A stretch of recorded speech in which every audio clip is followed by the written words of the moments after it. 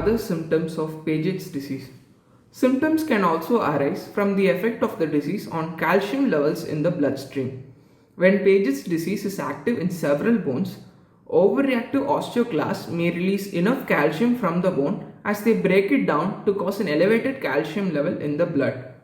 This rare complication can lead to a number of symptoms, including fatigue, weakness, loss of appetite, abdominal pain, and constipation. Very rarely, Paget's disease can progress to a type of bone cancer called Paget's sarcoma.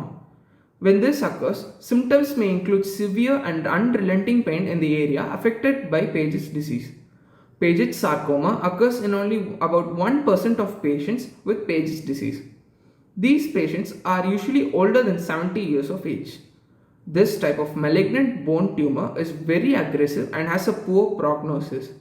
None of the medical treatments for Paget's disease are known to lower the risk for the development of Paget's sarcoma. Paget's sarcoma of the humerus. The tumors are very rare but are more likely to develop in older patients with long-standing Paget's disease. Doctor examination. In many cases, Paget's disease is discovered incidentally when X-rays are taken or blood work is performed for some other reason. If this occurs, your doctor will perform a physical examination and order a number of tests to confirm their diagnosis. Test. X-rays. X-rays provide images of dense structures such as bone. Paget's disease can usually be diagnosed by looking at an X-ray. A bone affected by Paget's disease usually appears larger and denser than a normal bone. It may also have a deformed shape. Paget's disease of the humerus. Paget's disease of the humerus, the diseased bone is dense and wide. It is also patchy from areas of active bone turnover. In the very early stages of Paget's disease, when there is just overreactive absorption of bone occurring, it can look like there is a hole in the bone. Later, as the disease progresses, the darker area can take the shape of a V with denser, thicker bone following behind it. Laboratory tests. A blood test called serum alkaline phosphatase may also be used to help confirm the diagnosis. In patients with Paget's disease, alkaline phosphatase levels are usually quite elevated, a reflection of the high bone turnover rate.